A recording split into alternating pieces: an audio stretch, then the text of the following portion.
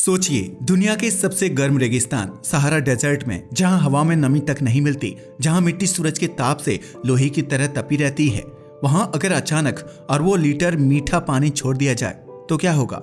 आप शायद कहें, भाई रेगिस्तान में पानी छोड़ोगे तो वो रेत में समा जाएगा, वाष्प बनकर उड़ेगा या कुछ भी नहीं बदलेगा।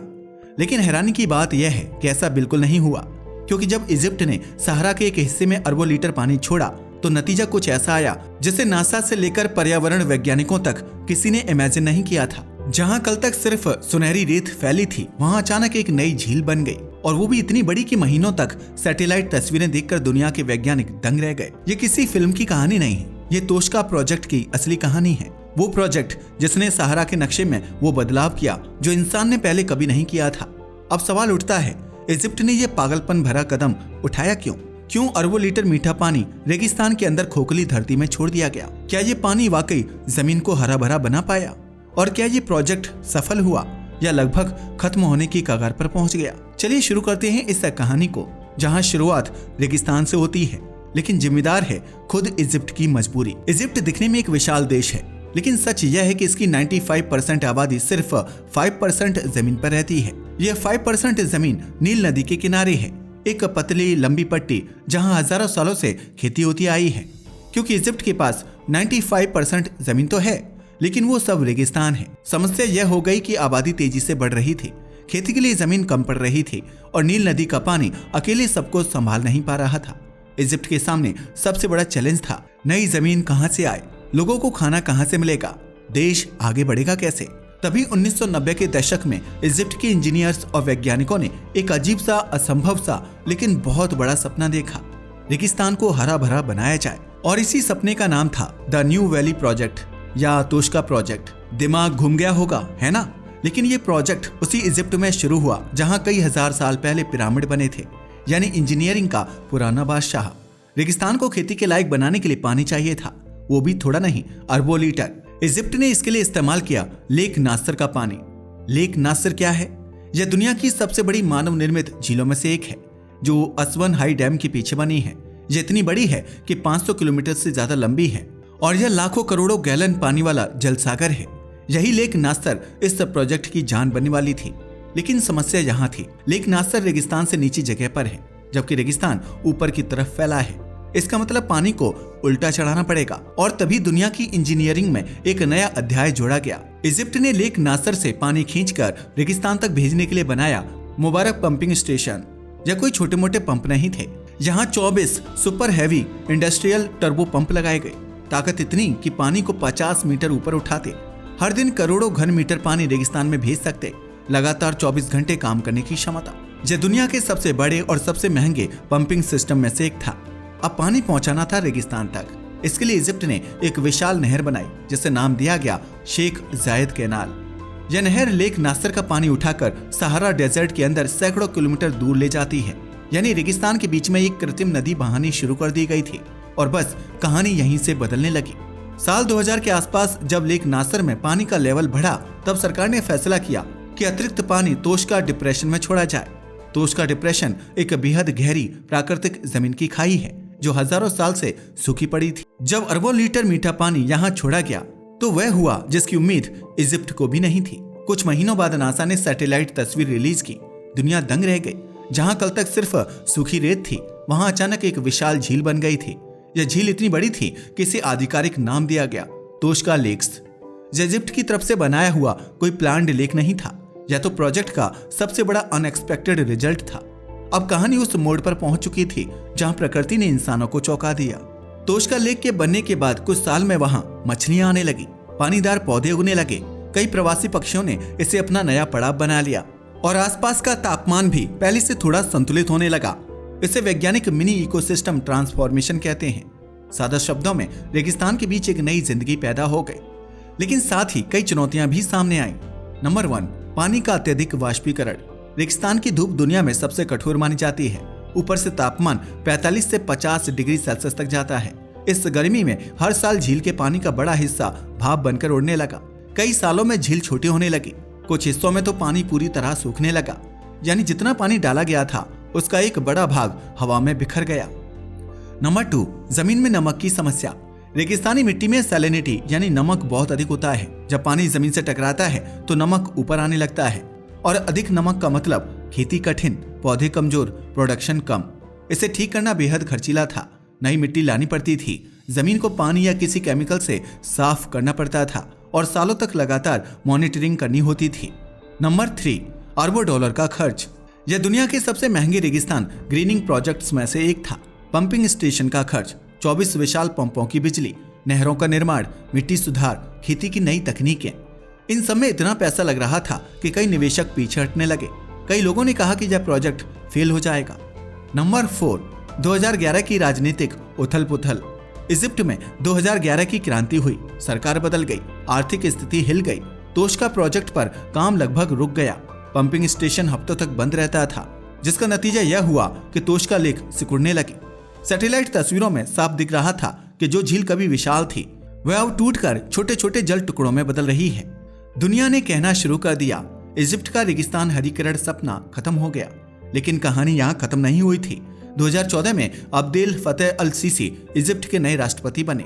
उन्होंने तोशका प्रोजेक्ट को दोबारा राष्ट्रीय प्राथमिकता घोषित किया। पुरानी गलतियां दोहरानी नहीं थी, इसलिए पूरी रणनीति बदली गई। जैसे नंबर 1, पानी की पूरी चैनलिंग पूरी की गई।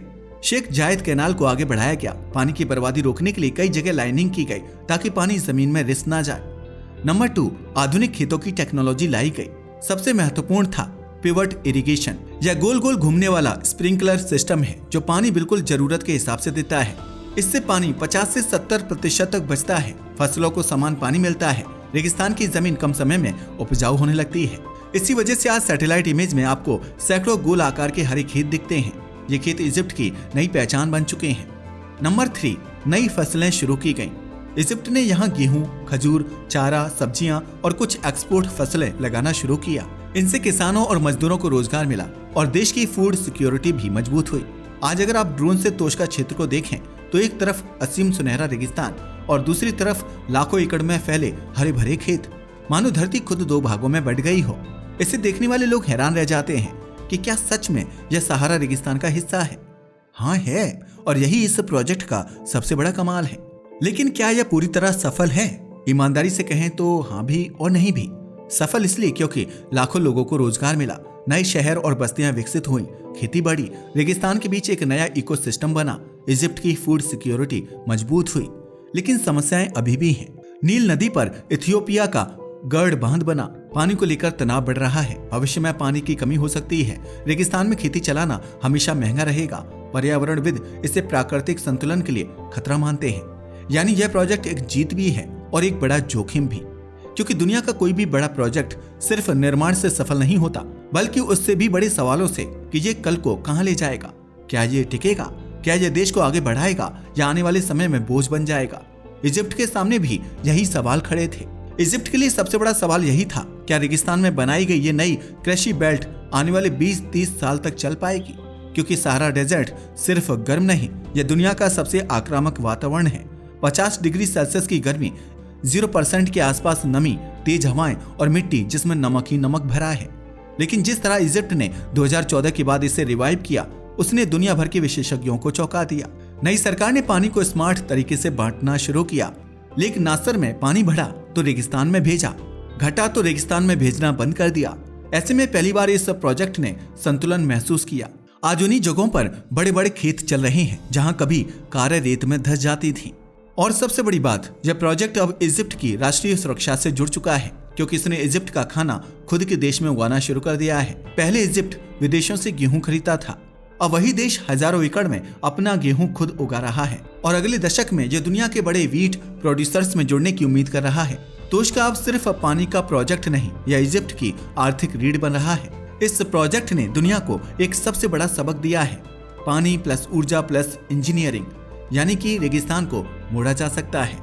पहले दुनिया यही मानती थी कि रेगिस्तान हमेशा रेगिस्तान ही रहेगा, लेकिन इजिप्ट ने इस सोच को तोड़ दिया। इसके 3 बड़े सबक निकले। नंबर 1, लाखों किलोमीटर खाली पड़े सहारा रेगिस्तान को एग्रीकल्चर जोन बनाने का आइडिया सुनने में पागलपन लगता है, लेकिन यही पागलपन अब क्लाइमेट चेंज के खिलाफ सबसे बड़ा हथियार बन रहा है। नंबर 2, नील नदी वही है, लेक नासर वही है, लेकिन जब इंसान ने सही इंजीनियरिंग दी तो पानी ने रेगिस्तान की रेत को हरापन देना शुरू कर दिया।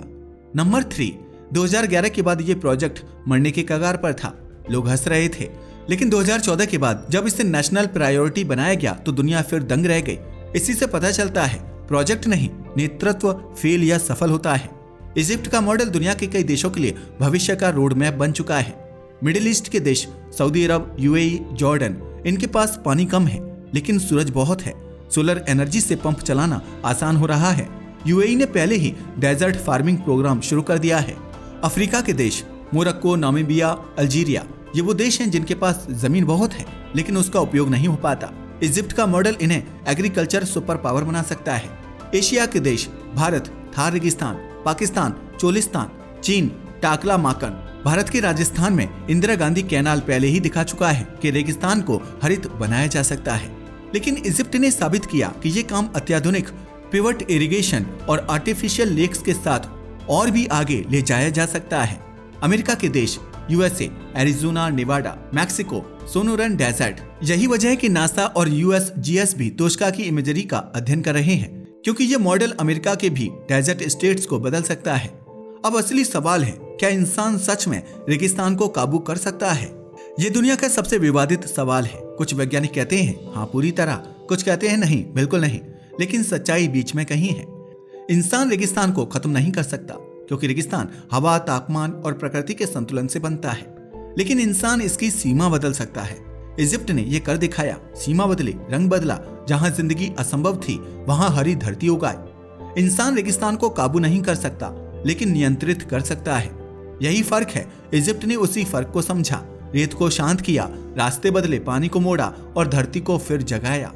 और यही मानव सभ्यता का नया युग है, एक ऐसा युग जिसमें इंसान शहर नहीं जलवायु बनाता है।